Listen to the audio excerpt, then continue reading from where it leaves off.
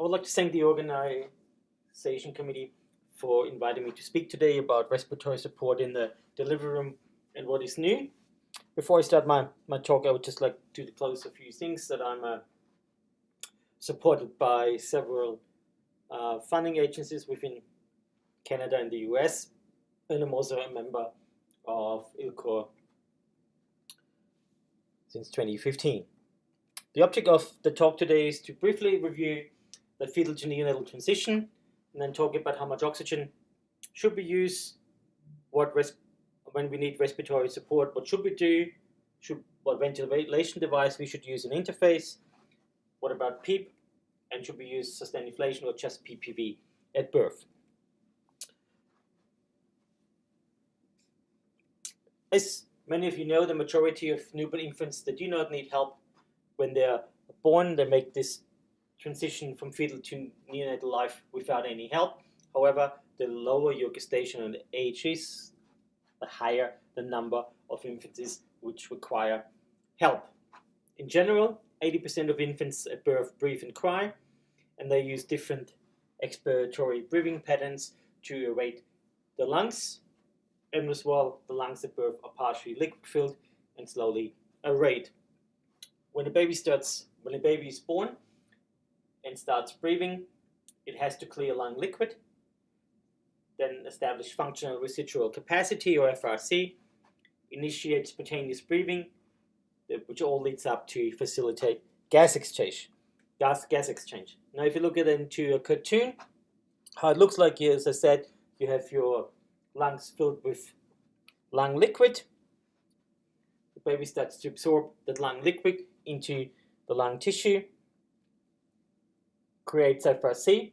Once the alveoli are aerated, it can start gas exchange, and then during exhalation, you will get, you could even measure the CO2. Now, when infants fail to initiate spontaneous breathing, they need respiratory support, which is often done either with CPAP or PEEP, and if that's not enough, also PPV, and some would also add sustained inflation. Now, the goals of ventilation per se are the same as what the baby does when it starts breathing. It has to clear lung liquid, so the pressure needs to be high enough to distend the water column down into the alveoli and then into the tissue. It has to deliver the gas so that you can establish functional residual capacity.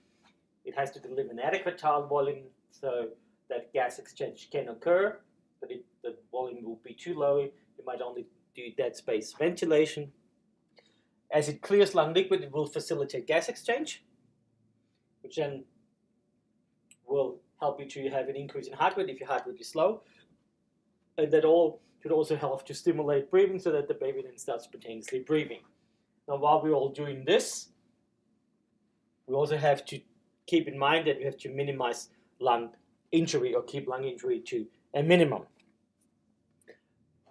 Now, one of the things we always have to make decisions about is how much oxygen should we use when we have to start help babies breathe at birth. Now, according to the current guidelines, is when you're a newborn baby greater than 35 weeks, you would start in air or 21% oxygen.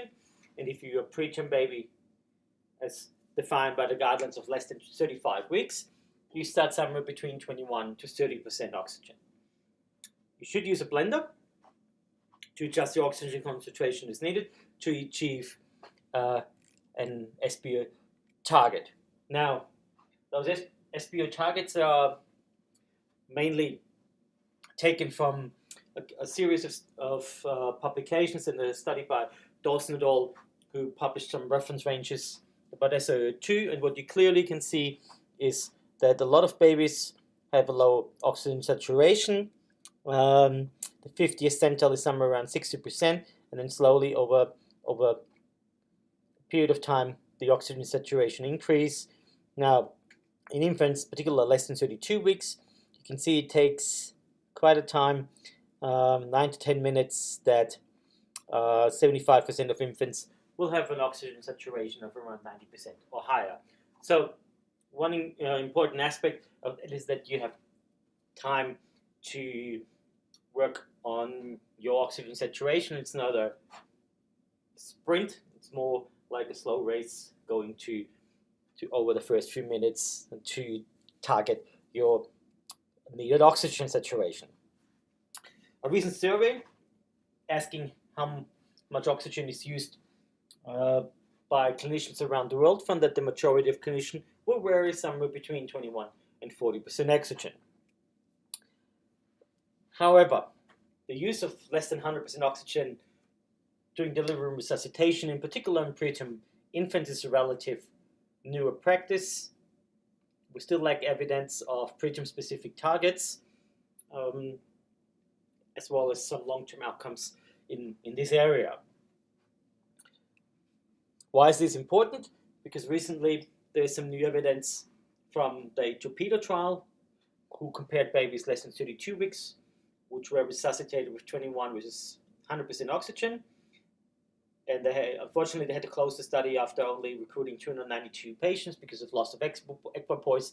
That 100% oxygen is a good target.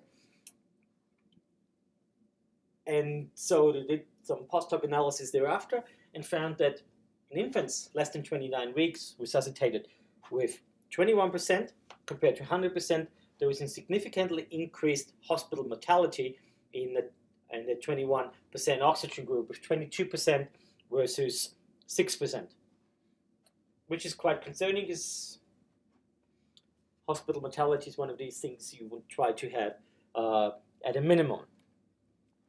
Similar from the Canadian Neonatal Network, where they collected data from 17 NICUs, and they include roughly 2,300 infants, and they had now infants in the 100% oxygen group, they had infants in 21% oxygen group, and infants in an oxygen titrated group. And what they found is that their primary outcome of severe neurological injury or death was higher when you titrate the oxygen or when you initially resuscitated in room air compared when you started in 100% oxygen. And both were significantly worse in the titrated as well as in the 21% oxygen group. Now, this is both quite concerning because that suggests that 21% might be not the right starting point, and we maybe need something in between. Now, implications for practices at the moment, as there's no new evidence available, we certainly would stick to the currently available guidelines. However, as well-designed, adequately powered RCTs are needed.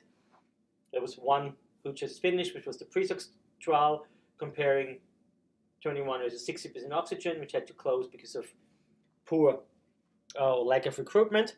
And then there is something which is upcoming, which is called the promotion collaboration, which aims to do two different studies to compare lower versus higher percent oxygen to hopefully give us an answer of how much oxygen should be used at birth.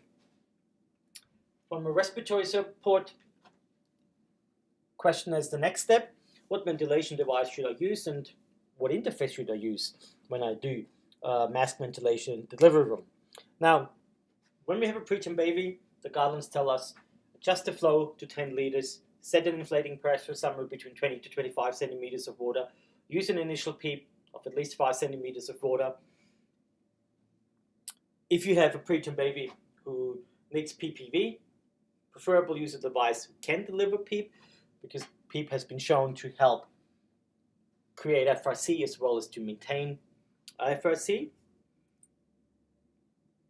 And therefore, PEEP would be something which would be good for these infants. Several surveys looking into what devices are using show that TPs is more and more upcoming. However, there hasn't been a tremendous switch yet that the majority of units are using TPs in a lot of countries. So this is certainly something where more work needs to be done. Now, if you have a self-inflating bag, in general does not provide PEEP, there are self-inflating bags available where you can add a PEEP valve. With that, you can get some PEEP, but it's also an inconsistent PEEP. It often works more like an auto PEEP, where when your respiratory rate is high enough, the pressure curve doesn't drop back to zero, and that's how you can apply some CPAP. Now, as I said, self-inflating bag in general does not provide PEEP and certainly cannot provide CPAP. You can attach a PEEP valve, which then can provide some PEEP. It's often inconsistent, and it certainly can never deliver CPAP. Now, floor inflating bag, I didn't show any studies or any graphs, but several studies have shown that it can provide a variable as well as operator-dependent PEEP. The T-piece is the most consistent because you predetermine your level of PEEP and PIP, because you have to set it before you start, and it's also the most accurate device if you ever want to deliver a sustained inflation. Now, what mask should you use? Well, there's several different masks available, most commonly around face masks from different companies and different sizes. There's also atomical shaped masks available, but they are not as commonly used as those round masks. The main problem is that the size does not always fit our patient population. Other devices are used as nasal prongs, it's often just a shortened endotracheal tube, which are put into one of the nostrils. Always think about to occlude the other nostril and preferably the mouth so that you reduce any large leaks, which is also a common problem doing mask ventilation. So if you do mask ventilation, you often find a large amount of leaks, which is quite variable. Several studies have shown that the mask could be up to more than 75% in around 50% of all analyzed resuscitation, and sometimes you have someone being great and having low percentage of leak, and sometimes quite high throughout the resuscitation, and sometimes it's quite variable. It can range from almost nothing to 100%. So mask leak is quite a variable thing. If you have a respiratory function monitor, it can help you to get more objective about how good your mask ventilation is. Respiratory function monitors are generally used routinely on the NICU once you intubate and ventilate an infant, but they are not routinely used yet in the delivery room.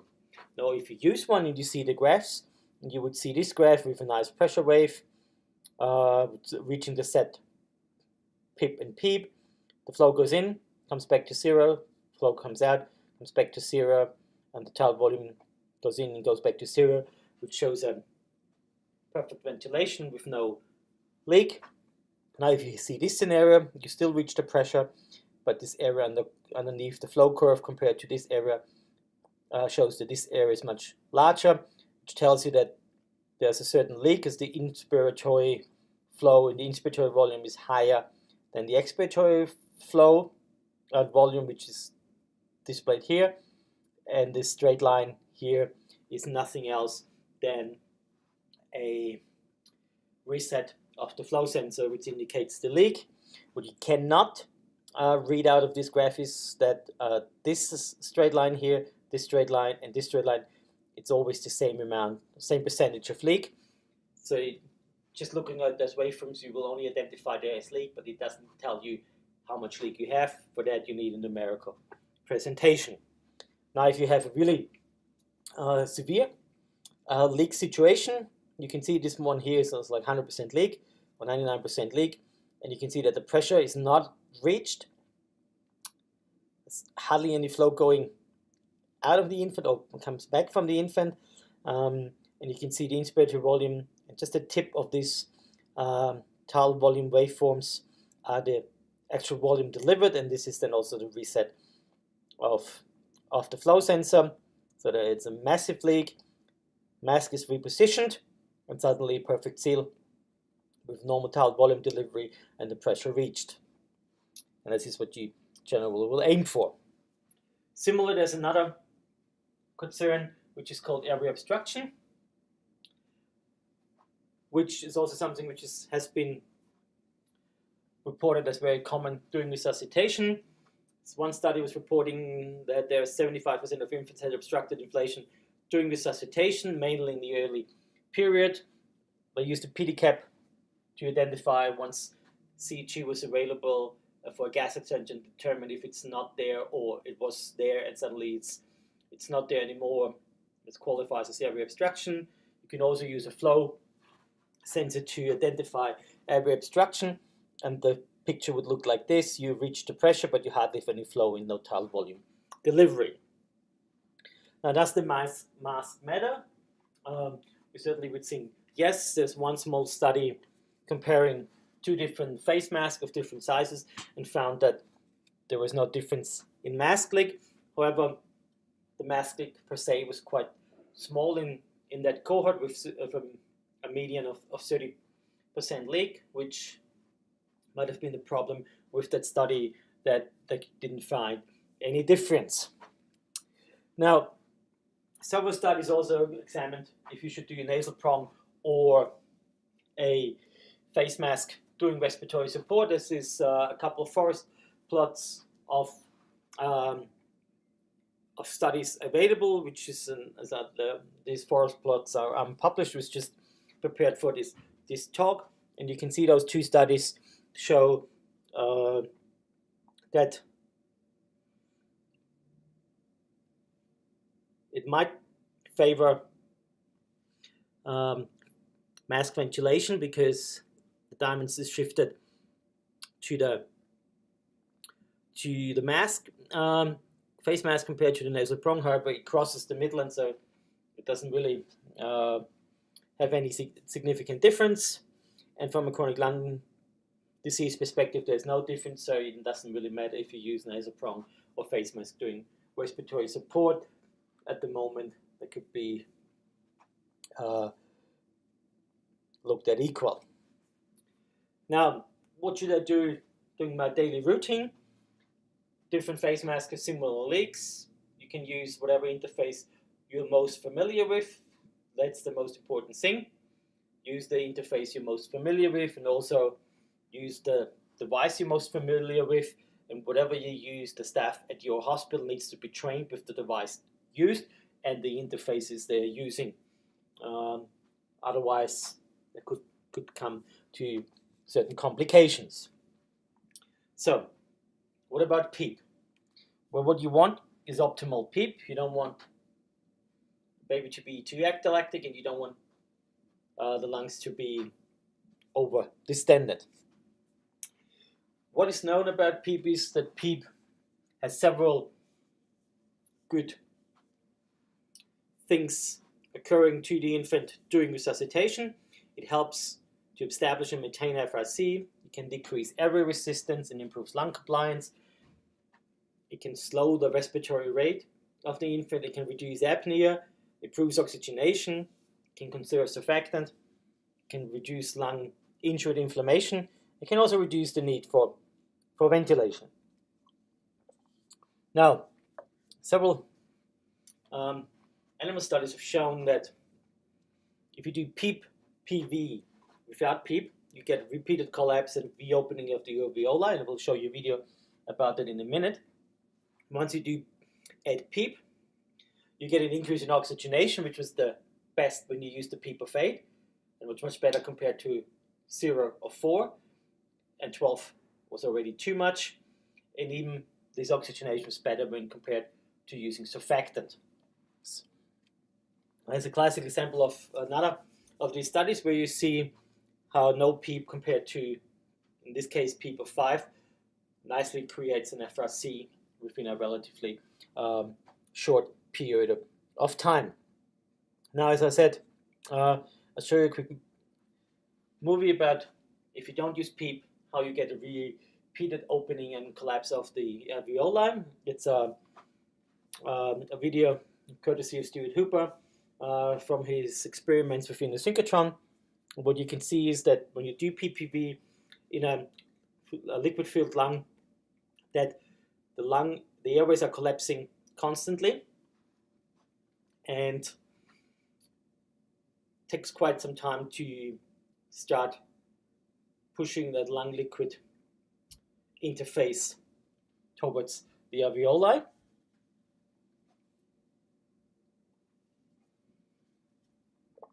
And almost after 45 to 50 seconds, you can see that it's starting to get some lung aeration in the alveoli occurring. Now, when you compare that with PEEP, what you clearly see is different is that there is no collapse of the airways, that there's no reflux of the lung air water or air liquid interface, and relatively rapidly you get a nice uniform lung aeration.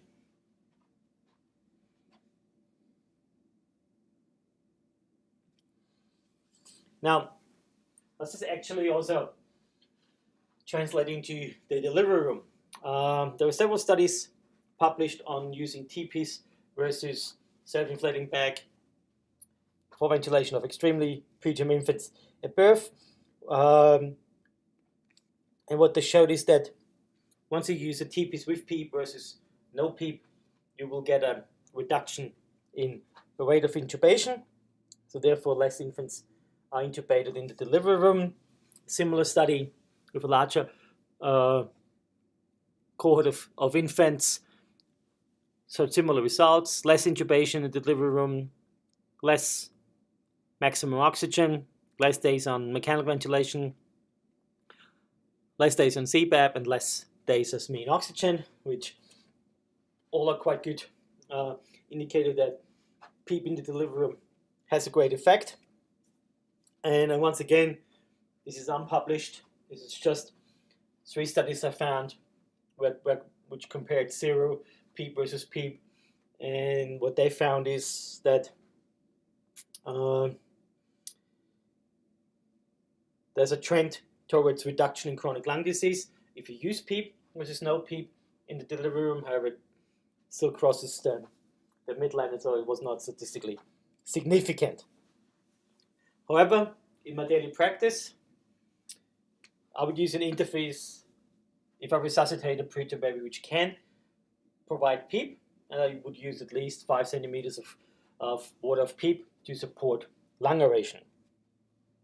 Now, once I stabilize the infant, do I need to intubate straight away, or can I wait?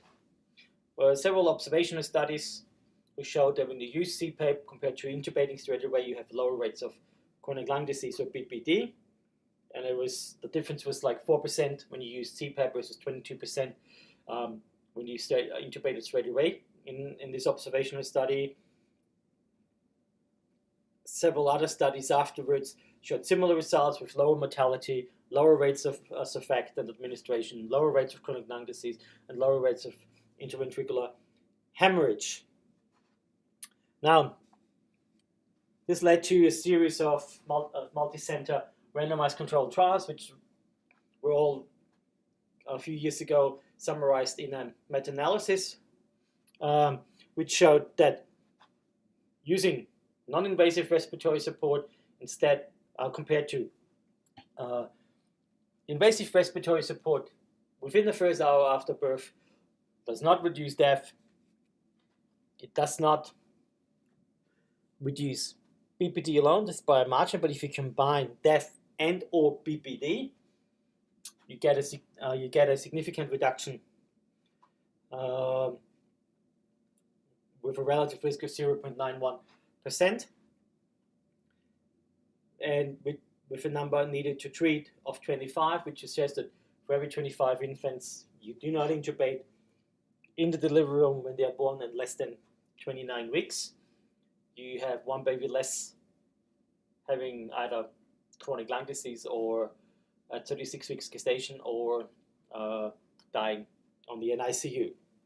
Now, in my daily routine, if I have a baby less than 29 weeks, I would provide CPAP and try to avoid intubation in the delivery room. I would do it as a routine or intubation on the NICU once the baby has settled in.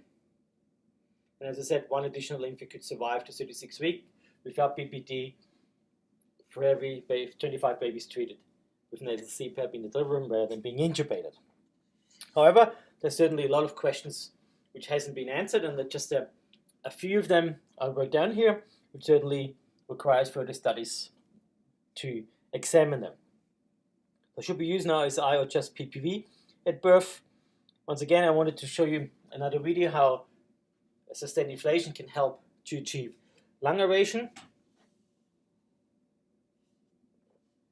As you can see, beautifully, the lung gets completely aerated with this sustained inflation, uniformly aerated, and then once the sustained inflation is finished, PPV starts, and because this PEEP is part of that PPV, you can see that the lung stays aerated.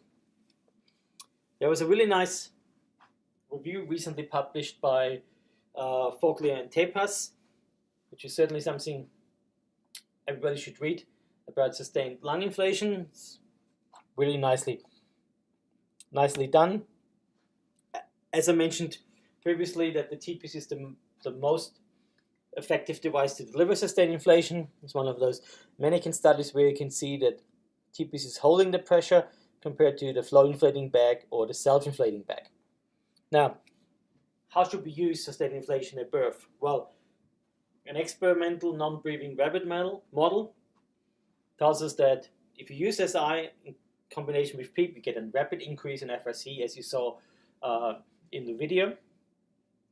You get a nice increase in FRC with PEEP alone as well, but if you use PPV with or without PEEP, it's not as good as if you use the other methods. Similar, if you have a nice successful SI, you will also see a nice increase in oxygen saturation, in heart rate, as well as cerebral oxygenation. If your SI does not work, you will not see those changes. Now, so far there have been 2 meta-analyses published, 1 meta-analysis and 1 Cochrane review. The Cochrane review only included 2 trials and found no significant differences in either DEF or BPD. Another study, meta-analysis, included 4 trials and showed that the SI has less mechanical ventilation within 72 hours after birth, with an absolute risk reduction of 0.1, which gives a number needed to treat of 10 infants. So if you treat 10 infants with a sustained inflation, you have 1 infant less being mechanically ventilated within the first 72 hours.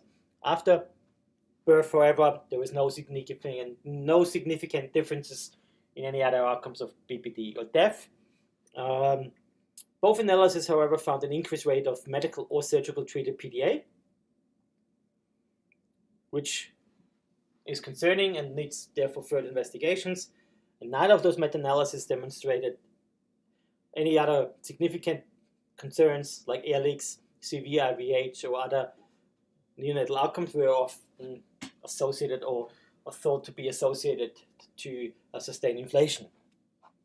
Just to give you the overview of the forest plots, again, as I said, there's a significant reduction in mechanical ventilation within the first 72 hours, but no difference in DEF or BPD rates. But as I said, also a significantly increased amount of PDA in the sustained inflation group.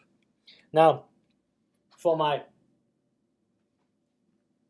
daily practice, now the optimal method to safely and effectively aerate the preterm lung remains unknown.